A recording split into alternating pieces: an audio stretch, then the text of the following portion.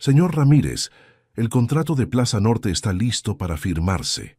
Alejandro alzó la vista de su escritorio. Los papeles del proyecto de $4 millones estaban perfectamente ordenados frente a él. Su asistente Camila esperaba su respuesta con una sonrisa. Perfecto. Agenda la reunión para las 3 de la tarde, dijo mientras revisaba los números una vez más. Todo estaba en orden, como siempre. El teléfono sonó. Era un número desconocido.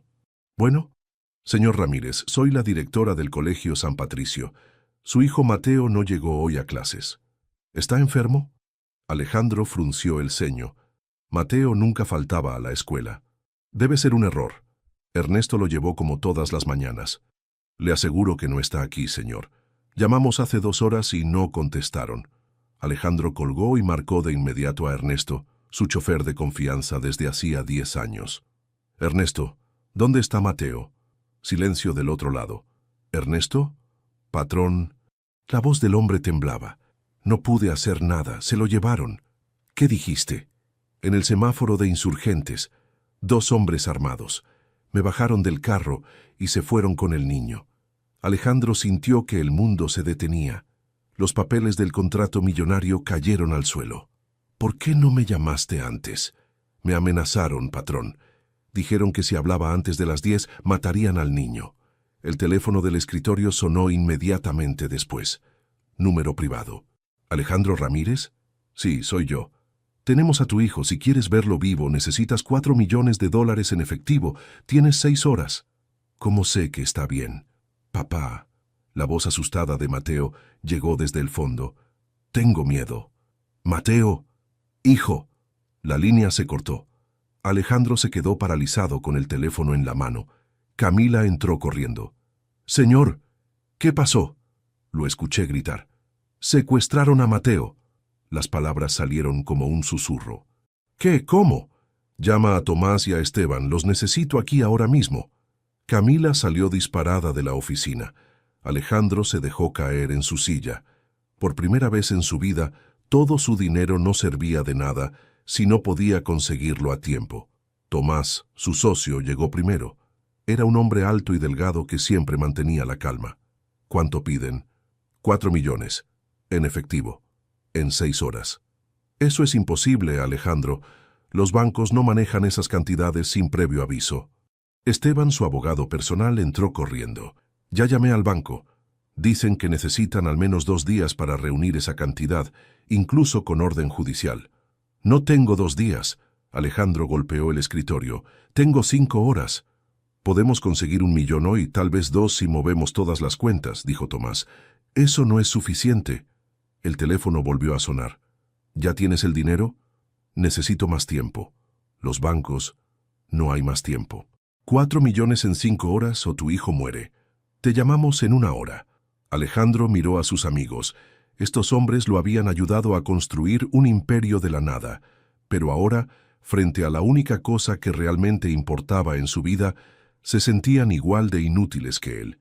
Tiene que haber una forma, murmuró. Siempre hay una forma. Pero por primera vez en 40 años, Alejandro Ramírez no tenía ni una sola idea de qué hacer.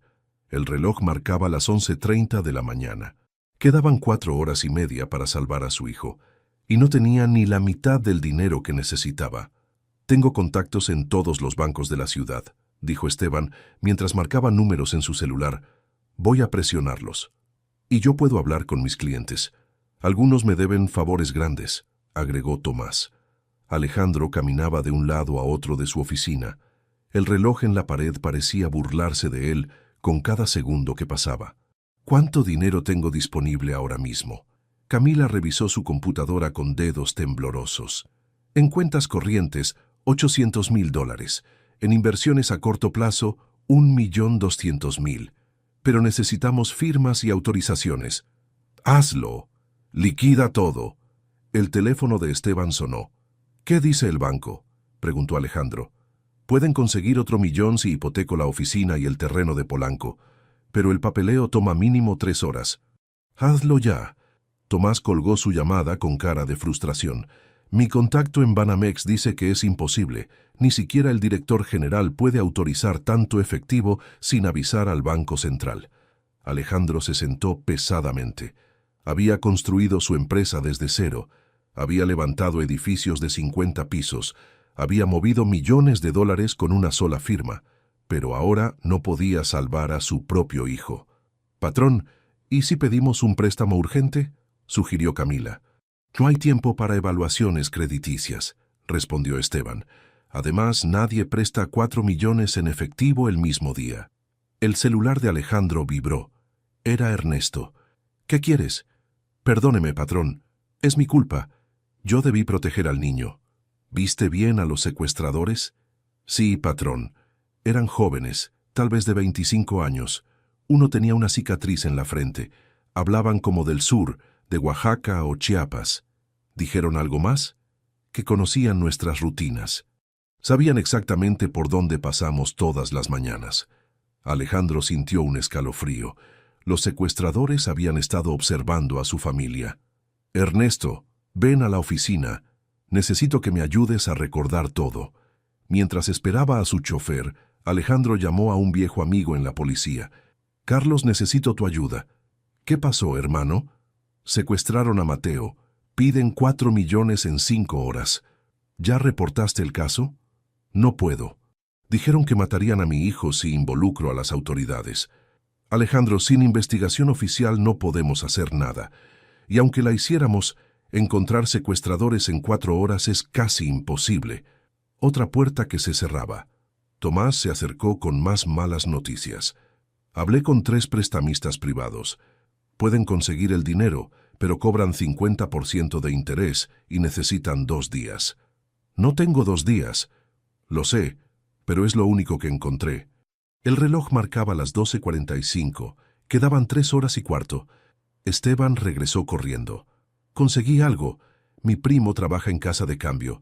Puede reunir 2 millones en efectivo si le llevamos oro, joyas y dólares ahora mismo». «Perfecto. Camila, trae todo lo que tengamos en la caja fuerte». «Pero señor, aún nos faltan 2 millones. Ya veremos cómo conseguimos el resto». Ernesto llegó a la oficina con los ojos rojos de tanto llorar. «Patrón, he trabajado para usted 10 años. Nunca le había fallado». «No es tu culpa, Ernesto. Dime exactamente qué pasó». «Íbamos por Insurgentes, como siempre. El semáforo se puso en rojo. Una camioneta blanca se nos pegó por atrás. Pensé que era tráfico normal. Cuando el semáforo cambió, 2 hombres bajaron. Uno me puso una pistola en la cabeza. El otro subió al carro y se fueron con Mateo». «¿Anotaste las placas?» «Estaban tapadas con cinta, patrón». El teléfono sonó de nuevo. Todos se quedaron en silencio. «¿Tienes el dinero?» «Estoy consiguiéndolo, dame 1 hora más». «No hay más tiempo, Ramírez. 4 millones exactos. Los quiero en billetes de $100. Si traes la policía, tu hijo muere. Si no tienes todo el dinero, tu hijo muere. ¿Dónde nos vemos?» «Te llamo en 2 horas con el lugar». «Y Ramírez, más te vale no fallarme». La línea se cortó. Alejandro miró a sus amigos. Tenían máximo 2 millones. Necesitaban el doble. Por primera vez en su vida, el hombre que podía comprar cualquier cosa en el mundo no tenía suficiente dinero para lo único que realmente importaba. «Señor Ramírez, hay una niña en la recepción que dice que sabe dónde está su hijo». Camila había regresado de la planta baja con cara de confusión. Alejandro alzó la vista desde los papeles, donde calculaba desesperadamente cómo conseguir el dinero faltante. «¿Qué dijiste?» «Una niña pequeña. Dice que encontró a Mateo y que sabe dónde está». Tomás y Esteban intercambiaron miradas de incredulidad. «Debe ser una broma cruel», dijo Esteban, «o tal vez los secuestradores mandaron a alguien para confundirnos». «¿Cómo se ve la niña?», preguntó Alejandro. «Muy pequeña, tal vez de 7 u 8 años. Está sucia y su ropa parece remendada. Pero habla muy segura, señor. No parece que mienta». Alejandro se levantó de golpe. «Tráela aquí». «Alejandro, puede ser una trampa», advirtió Tomás. «O puede ser nuestra única oportunidad». El reloj no se detiene.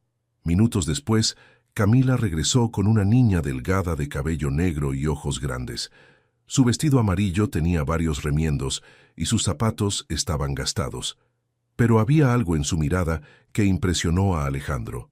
No mostraba miedo. ¿Cómo te llamas? Lucía Morales, señor. ¿Por qué dices que sabes dónde está mi hijo? La niña metió la mano en el bolsillo de su vestido y sacó una credencial escolar. Era de Mateo. Lo encontré amarrado en una construcción abandonada en la colonia Doctores. Estaba llorando y tenía hambre. Alejandro tomó la credencial con manos temblorosas. Era auténtica. ¿Dónde está ahora? Lo escondí en un lugar seguro. Los hombres malos se fueron y dijeron que regresarían en la noche. Esteban se acercó con desconfianza. ¿Cómo sabemos que no mientes? Tal vez encontraste esa credencial en la calle. Lucía lo miró fijamente. Mateo me dijo que su papá se llama Alejandro y que construye edificios grandes. También me dijo que tiene miedo a la oscuridad y que siempre duerme con un osito de peluche azul que se llama Bruno. Alejandro sintió que las piernas le temblaban. Nadie más sabía sobre Bruno, el peluche secreto que Mateo escondía para que sus amigos no se burlaran. ¿Dónde lo tienes escondido? En un lugar donde los hombres malos no pueden encontrarlo. Pero solo lo llevo con usted, señor. Tomás se interpuso. Alejandro, esto puede ser parte del plan de los secuestradores. ¿Por qué una niña estaría sola en una zona peligrosa? Lucía respondió antes que Alejandro. Porque vivo ahí, señor, con doña Rosario, mi abuela. Ella está enferma y no puede caminar bien. ¿Y tus papás? Mi mamá se murió el año pasado. Mi papá. No lo conozco. La niña habló sin tristeza, como si fuera algo normal. ¿Por qué decidiste ayudar a Mateo?, preguntó Alejandro. Porque estaba llorando igual que yo lloré cuando se murió mi mamá, y porque nadie más lo iba a ayudar. Camila se acercó a Alejandro. Señor, quedan 2 horas para la llamada de los secuestradores. ¿Cuánto tiempo necesitas para llevarme con Mateo?, le preguntó a Lucía. Como 1 hora, señor, pero tenemos que ir caminando por lugares donde no pasan carros. Esteban negó con la cabeza. Es muy arriesgado. Si es una trampa, perderemos tiempo valioso. Y si no es una trampa, puedo tener a mi hijo de vuelta sin pagar un centavo, respondió Alejandro. Miró a la niña otra vez. Había algo en sus ojos que le decía la verdad. Lucía, ¿estás segura de que Mateo está bien? Sí, señor. Le di agua y unas galletas que tenía. Está asustado pero no lastimado. ¿Y estás segura de que puedes llevarnos hasta él? Sí, señor. Conozco toda esa zona. He vivido ahí toda mi vida. Alejandro tomó su decisión. Vamos.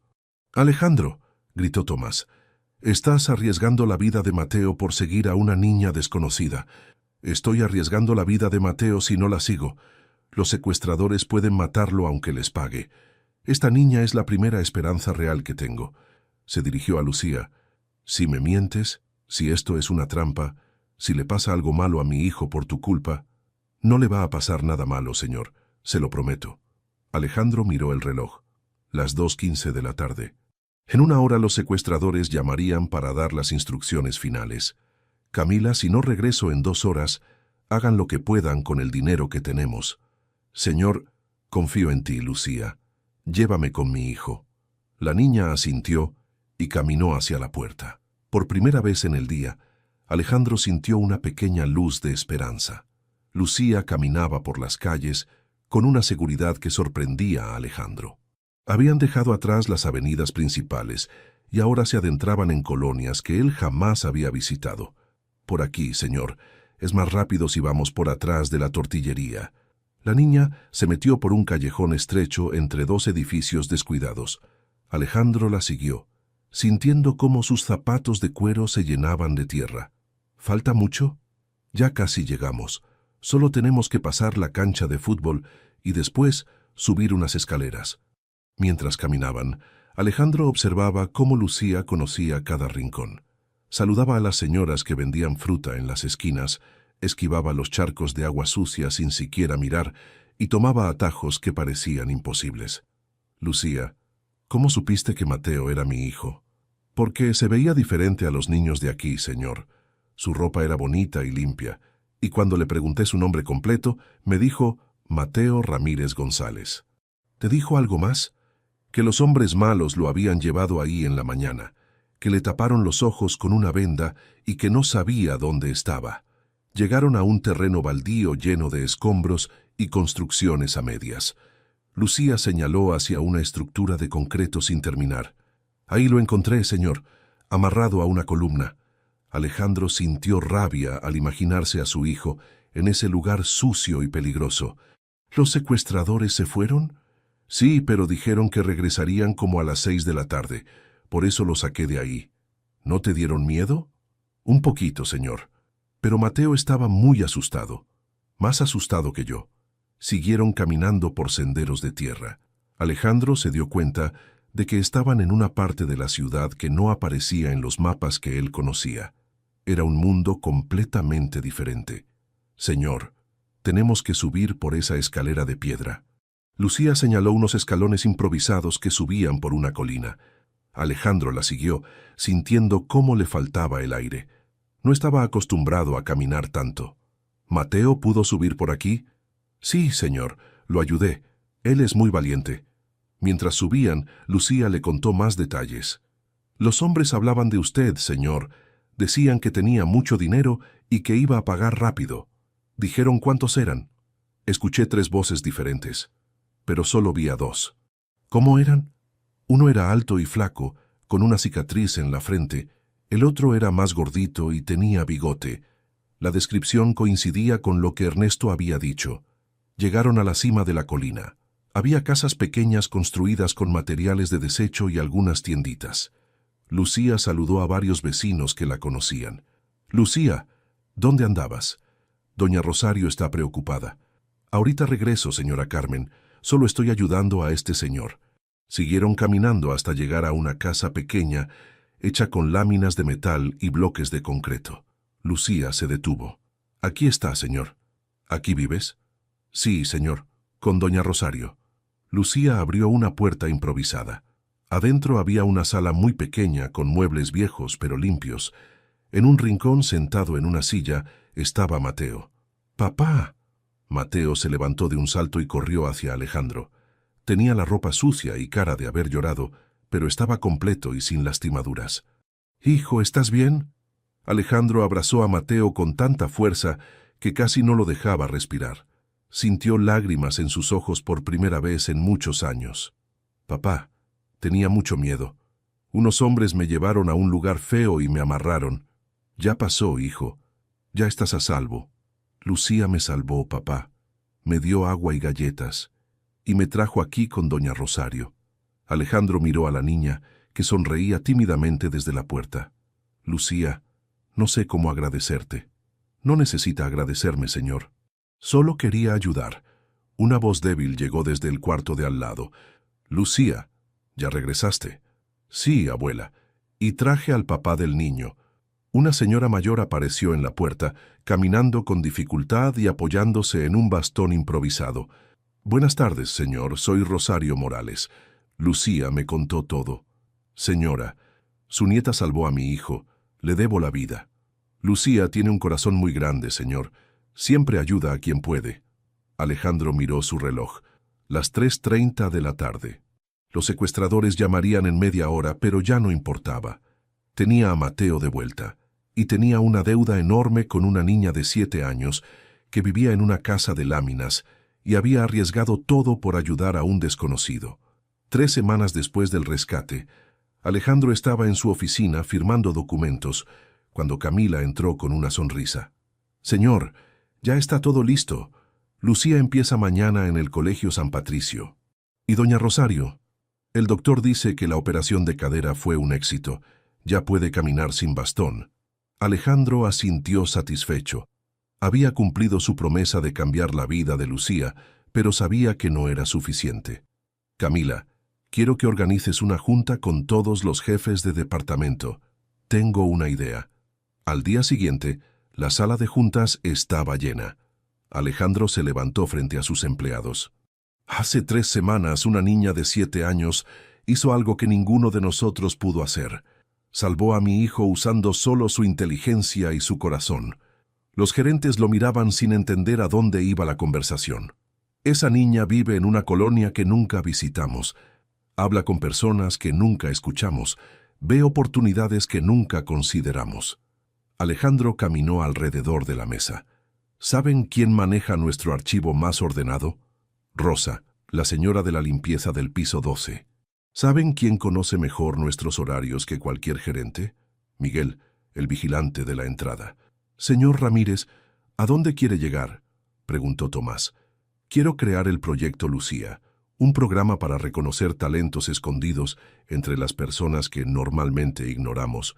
Esteban frunció el ceño. Se refiere a los empleados de servicios generales.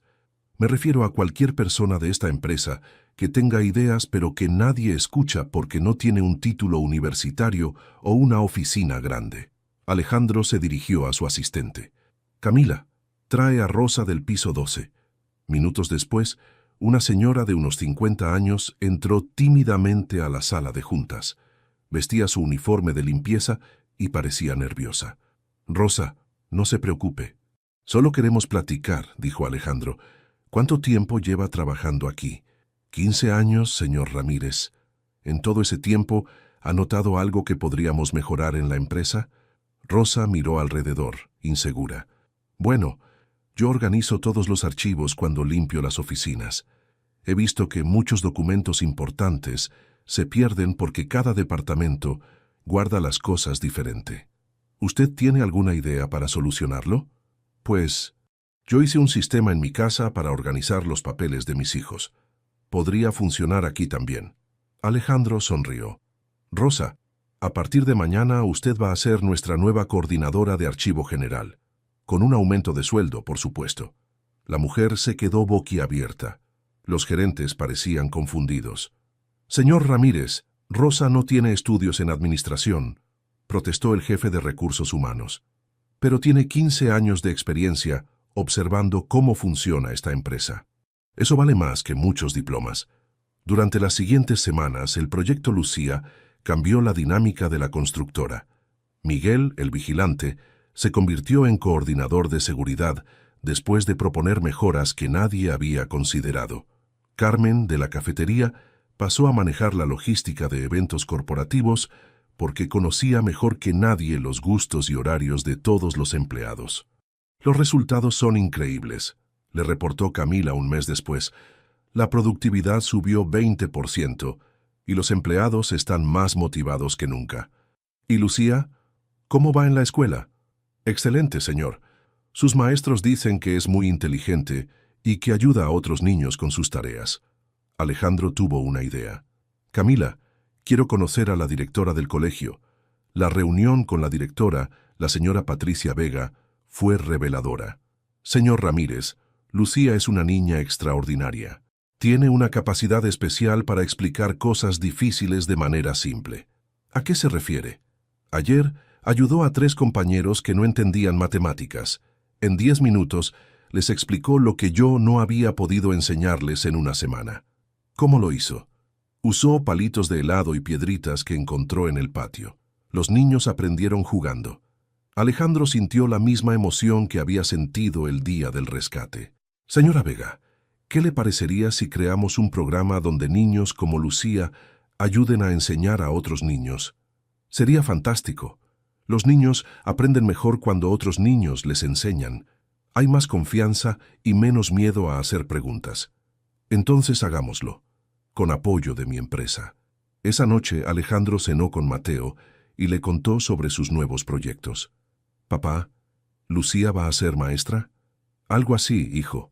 Va a enseñar a otros niños como ella te ayudó a ti. Me da mucho gusto. Lucía es muy lista y muy buena. Alejandro miró a su hijo. Mateo había cambiado desde el secuestro. Era más consciente de que otras personas vivían diferente a él. Papá, ¿podemos visitar a Lucía y a doña Rosario el fin de semana? Por supuesto, hijo. Alejandro sonrió. El proyecto Lucía apenas comenzaba, pero ya había transformado no solo su empresa, sino también a su familia. 6 meses después, Alejandro estaba en el patio de una escuela primaria de la colonia Doctores, viendo algo que nunca había imaginado. Lucía, con su uniforme nuevo pero siempre con una sonrisa genuina, estaba sentada en el suelo con 5 niños alrededor. ¿Ven estos frijoles?, decía Lucía mientras ponía pequeños montones sobre una cartulina. Si tengo 3 montones de 4 frijoles cada uno, ¿cuántos frijoles tengo en total? Un niño de 6 años levantó la mano. 12. Muy bien, Carlos, ¿y cómo lo supiste? Conté de 4 en 4, como me enseñaste. Alejandro se acercó a la maestra que supervisaba la actividad. ¿Cómo va el programa, maestra Elena? Señor Ramírez, es increíble. Los niños que antes no entendían nada ahora están pasando sus exámenes. Y todo gracias a Lucía y a los otros niños tutores. El programa Niños Enseñando a Niños había comenzado como un experimento en el Colegio San Patricio, pero pronto se expandió a escuelas públicas.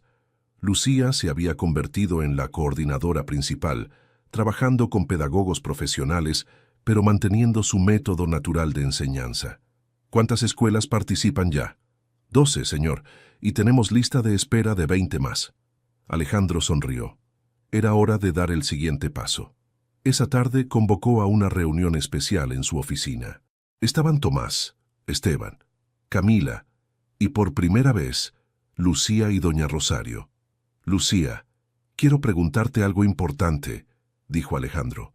¿Te gustaría ayudar a más niños, no solo en las escuelas, sino en toda la ciudad? Los ojos de Lucía se iluminaron. Sí, señor Alejandro. Me encanta enseñar. Entonces vamos a crear la Fundación Lucía Morales. Doña Rosario se llevó las manos al pecho. Señor Ramírez, no puede ser. Una fundación con el nombre de mi nieta. Señora Rosario, su nieta salvó a mi hijo y ahora está salvando la educación de cientos de niños más. Se merece que su nombre esté en algo tan importante. Durante las siguientes semanas, la fundación tomó forma. Alejandro donó $5 millones como capital inicial, pero más importante que el dinero era la metodología que habían desarrollado. El secreto está en la empatía, explicaba Lucía en una junta con educadores profesionales. Los niños grandes no se burlan de los niños chicos cuando no entienden algo. Los adultos, a veces sí. La doctora Carmen Ruiz, pedagoga de la UNAM, asentía impresionada.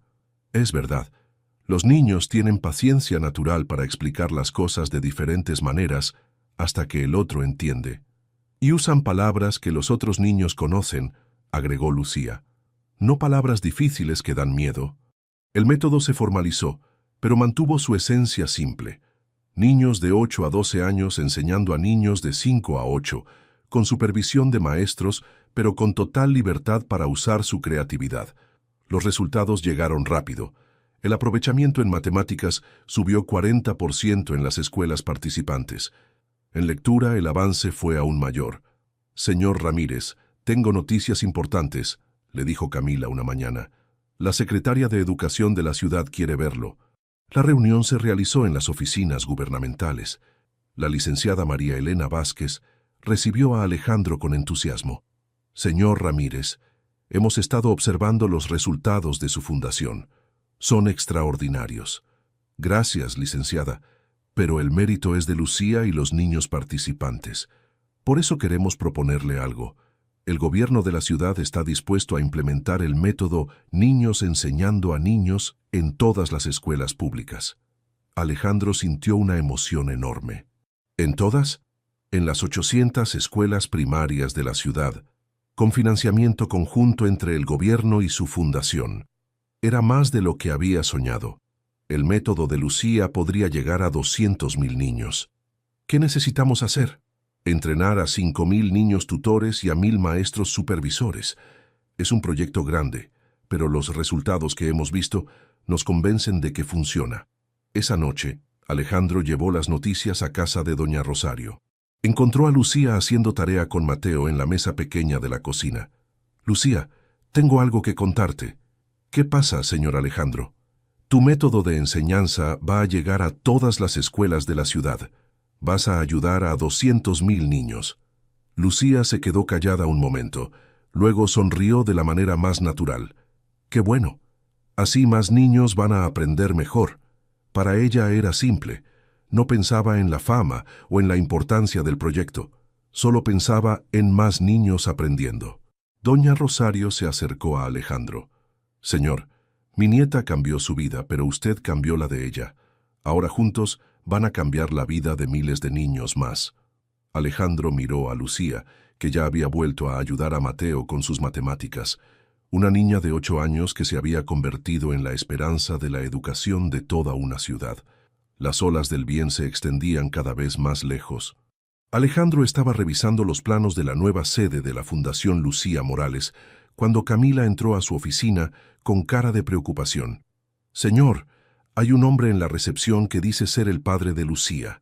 Alejandro alzó la vista, confundido. «¿El padre de Lucía? Pero ella dice que no lo conoce». «Eso mismo pensé, señor. Pero tiene documentos que parecen auténticos. Se llama Andrés Morales y dice que acaba de enterarse de que tiene una hija». El corazón de Alejandro se aceleró. En los últimos meses, Lucía se había convertido prácticamente en parte de su familia. La idea de perderla le causaba pánico. «¿Qué quiere?» «Dice que solo quiere conocerla, que no sabía que existía hasta que vio las noticias sobre la fundación en el periódico». Alejandro se quedó en silencio unos segundos. Legalmente no tenía ningún derecho sobre Lucía. Había pagado su escuela y cuidado de doña Rosario, pero nunca había formalizado nada. «¿Qué pase?» Andrés Morales era un hombre de unos 35 años, delgado, con manos callosas que mostraban que trabajaba duro. Vestía ropa sencilla pero limpia y se veía nervioso. «Señor Ramírez, gracias por recibirme. Siéntese. ¿Cómo puedo ayudarlo?» «Vengo por mi hija». «Lucía». «¿Su hija?» «Lucía nunca mencionó tener padre». «Porque no sabía de mí, señor. Yo tampoco sabía de ella». Andrés sacó una carpeta con documentos. «Conocí a Isabel Morales hace 9 años en Oaxaca. Trabajé en una construcción por 3 meses. Cuando terminé el proyecto, me fui a trabajar a Cancún. Nunca supe que había quedado embarazada». «¿Y cómo se enteró ahora?» «Regresé a Ciudad de México hace 1 año. Una vecina me contó que Isabel había muerto y que tenía una hija. Al principio pensé que era de otro hombre, pero cuando vi las fotos de Lucía en el periódico, supe que era mía». Andrés mostró una fotografía vieja donde se veía con una mujer joven que se parecía mucho a Lucía. «Esta es Isabel, y este es el acta de nacimiento de Lucía. Aparezco como padre, aunque nunca la firmé». Alejandro revisó los documentos. Parecían auténticos. «¿Qué es lo que quiere exactamente?» «Solo conocer a mi hija, señor. Sé que usted ha sido muy bueno con ella. He escuchado todo lo que ha hecho». «¿Y después qué? ¿Se la quiere llevar?» «No sé, señor. Primero quiero ver cómo está, platicar con ella. No quiero lastimar a nadie». Alejandro sintió una mezcla de respeto y miedo hacia este hombre. «¿Dónde ha estado trabajando este año?» «En una empresa de electricidad. Tengo trabajo fijo y un departamento pequeño pero digno». «¿Por qué tardó tanto en buscarla?» «Porque tenía miedo, señor. No sabía cómo ser padre. Y cuando me dijeron que vivía con doña Rosario y que estaba bien, pensé que era mejor no molestar». «¿Qué lo hizo cambiar de opinión?» «Ver en el periódico lo inteligente que es mi hija. Lo mucho que está ayudando a otros niños. Quiero conocerla, señor. Quiero que sepa que tiene un papá». Alejandro se quedó pensando. Podía usar su dinero y sus contactos para complicarle las cosas a Andrés, pero ¿era lo correcto? «Necesito hablar con Lucía y con doña Rosario primero». «Por supuesto, señor. Yo esperaré lo que sea necesario». Esa tarde, Alejandro fue a casa de doña Rosario. Lucía estaba jugando con Mateo en el pequeño patio. «Lucía, necesito platicar contigo de algo importante». «¿Qué pasa, señor Alejandro?» «Hoy vino a verme un hombre que dice ser tu papá». Lucía se quedó muy quieta. «¿Mi papá?» «Se llama Andrés Morales. Dice que conoció a tu mamá y que no sabía que habías nacido». Doña Rosario se acercó, preocupada. «¿Qué clase de hombre es, señor?» «Parece honesto, señora. Trabaja y dice que solo quiere conocer a Lucía». «¿Yo tengo que irme con él?», preguntó Lucía con voz pequeña. Alejandro sintió una punzada en el corazón. «No tienes que hacer nada que no quieras, pequeña, pero tal vez sería bueno que lo conocieras. ¿Usted va a estar conmigo?» «Si tú quieres, sí». «¿Y doña Rosario también?» «También». «¿Y seguiré viviendo aquí?» «Lucía, nadie te va a obligar a cambiar tu vida, pero es tu papá. Tal vez él también necesite conocerte». La niña pensó en silencio unos minutos. «¿Él sabe que yo enseño a otros niños?» «Sí, por eso decidió buscarte. Está orgulloso de ti». «Entonces está bien. Quiero conocerlo». Al día siguiente, organizaron el encuentro en casa de doña Rosario. Cuando Andrés vio a Lucía por primera vez, se le llenaron los ojos de lágrimas. «Te pareces muchísimo a tu mamá». Lucía lo observó con curiosidad. «¿Usted conoció bien a mi mamá?» «Sí, hija, la quise mucho, y si hubiera sabido de ti nunca me habría ido». Fue el comienzo de algo nuevo e inesperado para todos. 6 meses después del primer encuentro entre Lucía y Andrés, algo extraordinario había sucedido. Alejandro estaba en el juzgado familiar, firmando documentos que nunca pensó que firmaría. «¿Está seguro de esto, señor Ramírez?», preguntó el juez. «Es una situación muy poco común». «Completamente seguro, señor juez». Andrés, sentado a su lado, también firmó los papeles. «Yo también estoy seguro». El juez revisó los documentos una vez más. «Entonces queda establecido que Lucía Morales mantendrá su residencia principal con doña Rosario Morales, bajo la guarda y custodia compartida de Alejandro Ramírez González y Andrés Morales Santos». Lucía, que había estado sentada en silencio entre los dos hombres, sonrió. «¿Ya puedo decir que tengo 2 papás?» «Sí, hija», respondió Andrés. «Ya es oficial». La idea había surgido de la propia Lucía 3 meses atrás. Después de conocer a su padre biológico, no quería elegir entre él y Alejandro. «¿Por qué tengo que escoger?», había dicho con su lógica de niña. «Mateo tiene un papá y yo también necesito uno. Pero señor Alejandro también ha sido como mi papá. ¿No pueden ser los dos?». Al principio había parecido imposible, pero Andrés había sorprendido a todos. «Señor Ramírez, usted le ha dado a Lucía todo lo que yo no pude darle. No quiero quitársela. Quiero que seamos una familia diferente, pero una familia». Y así había nacido la idea de la custodia compartida.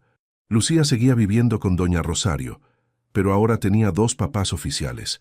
Andrés, que ejercía sus derechos biológicos, y Alejandro, que había demostrado ser un padre en todos los sentidos. «¿Cómo quiere que la llamen en la escuela?», había preguntado la directora. «Lucía Morales Ramírez González», había respondido la niña sin dudar. Después de la ceremonia legal, fueron todos juntos a celebrar a la nueva sede de la Fundación Lucía Morales. El edificio era modesto pero funcional, ubicado en el corazón de la colonia Doctores, donde todo había comenzado. «Señor Alejandro, ya llegó Lucía».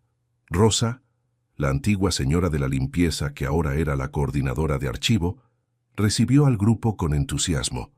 En los últimos meses ella también había cambiado. Su confianza había crecido y ahora manejaba sistemas computarizados que antes la asustaban. «¿Cómo van los números de este mes, Rosa?» «Increíbles, señor.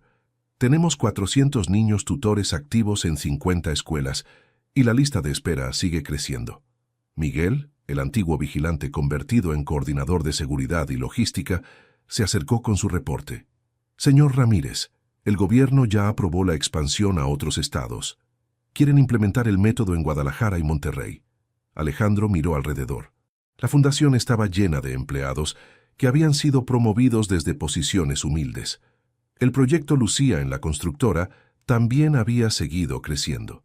«¿Y cómo va la empresa, Tomás?» «Mejor que nunca, hermano. Los empleados están más motivados, la productividad subió y tenemos menos rotación de personal. Resulta que cuando la gente se siente valorada, trabaja mejor». Esteban, que inicialmente había sido escéptico del proyecto, ahora era uno de sus mayores defensores. «Alejandro, 3 universidades quieren estudiar el modelo de la fundación. Dicen que es revolucionario». Lucía, que había estado jugando con Mateo y un grupo de niños tutores, se acercó a los adultos. «Señor Alejandro, ¿puedo enseñarle algo a mi papá Andrés?» «Claro, pequeña».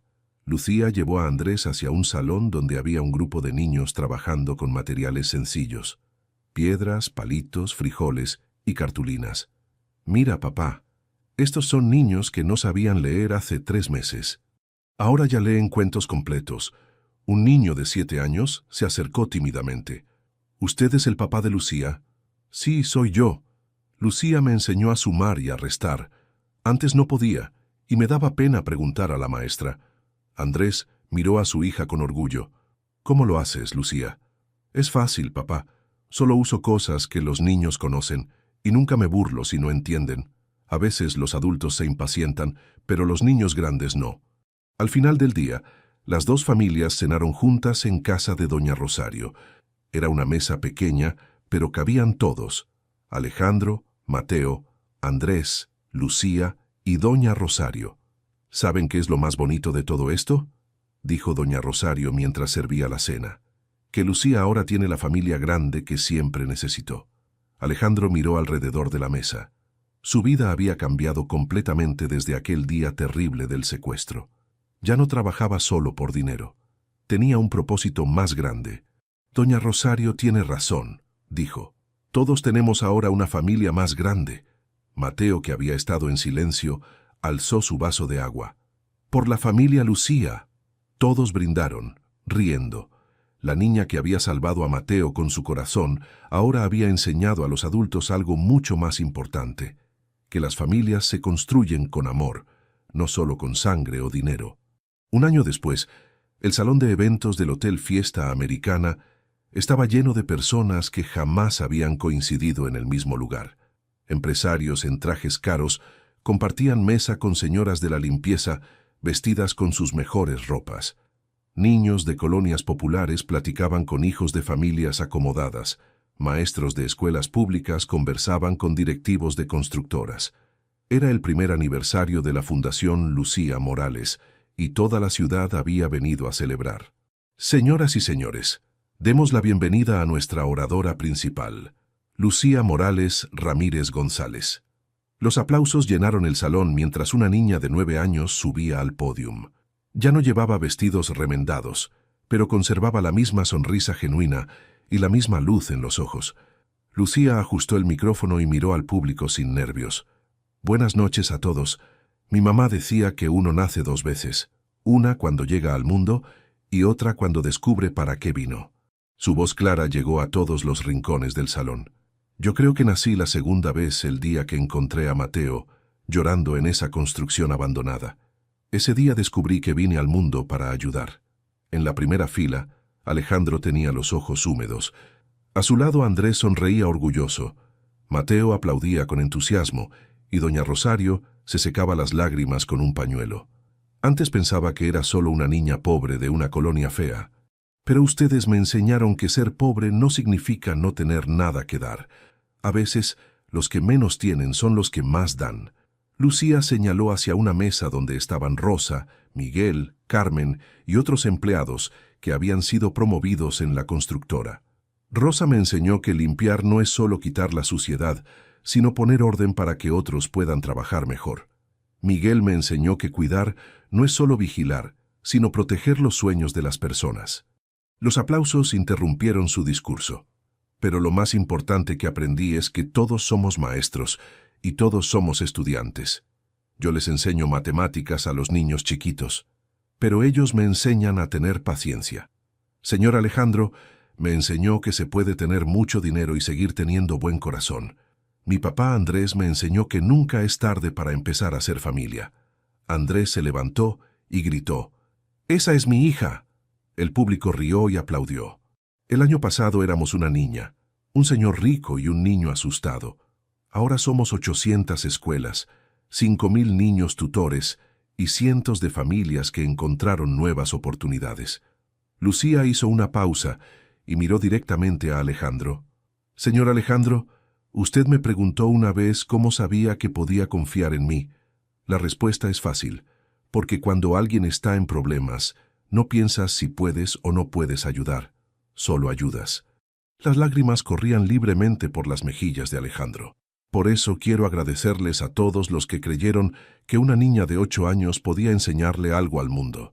Me dieron la oportunidad de descubrir que sí podía. Lucía bajó del pódium y caminó hacia su mesa familiar. Pero sobre todo quiero agradecer a mi familia grande. Doña Rosario, que me cuidó cuando no tenía a nadie. Papá Andrés, que regresó cuando más lo necesitaba. Señor Alejandro, que me adoptó en su corazón. Y Mateo, que se convirtió en mi hermano del alma. Se detuvo frente a su mesa y los miró a todos. Mi mamá también decía que la riqueza verdadera no se mide en pesos, sino en abrazos. Yo tengo muchos abrazos guardados aquí. Se tocó el pecho. Para toda la vida. El público se puso de pie para aplaudir. Lucía corrió hacia su familia y se lanzó a los brazos de Alejandro, quien la cargó mientras los demás los abrazaban en grupo. Más tarde, cuando el evento había terminado y estaban de vuelta en casa de doña Rosario, Alejandro se quedó un momento en el pequeño patio mirando las estrellas. Andrés se acercó y se puso a su lado. ¿En qué piensa, señor Alejandro? En que hace 2 años, si me hubieran dicho que mi mayor logro en la vida no sería construir edificios, sino ayudar a construir sueños, no lo habría creído. ¿Y ahora? Ahora sé que Lucía tenía razón desde el principio. La verdadera riqueza no está en lo que guardas en el banco, sino en las vidas que tocas con amor. Desde adentro llegó la risa de Lucía enseñándole a Mateo una nueva forma de hacer la tarea. Doña Rosario preparaba chocolate caliente para todos. Alejandro sonrió. Tenía razón la niña del vestido remendado. Había nacido 2 veces. La primera cuando llegó al mundo. La segunda cuando aprendió que había venido para algo más grande que hacer dinero. Había venido para aprender que el verdadero tesoro no se encuentra, se construye. Un abrazo a la vez. Te emocionó la historia de Lucía y cómo una niña de 8 años cambió la vida de toda una ciudad. Esta historia nos demuestra que los verdaderos tesoros no se encuentran en las cuentas bancarias, sino en los corazones que decidimos tocar. Si esta historia te llegó al alma como a nosotros, no olvides darle like a este video y compartirlo con esa persona especial que necesita recordar que todos tenemos algo valioso que ofrecer al mundo, sin importar nuestra edad o de dónde vengamos. Y si quieres seguir descubriendo más historias que transforman vidas y despiertan lo mejor de nosotros, suscríbete a nuestro canal. Cada semana compartimos relatos que nos recuerdan que la verdadera riqueza está en las sonrisas que provocamos y en las manos que extendemos para ayudar. Cuéntanos en los comentarios, ¿desde qué país nos estás viendo? Nos encanta saber que estas historias llegan a corazones de todo el mundo, porque al final todos somos parte de la misma familia humana que Lucía nos enseñó a construir.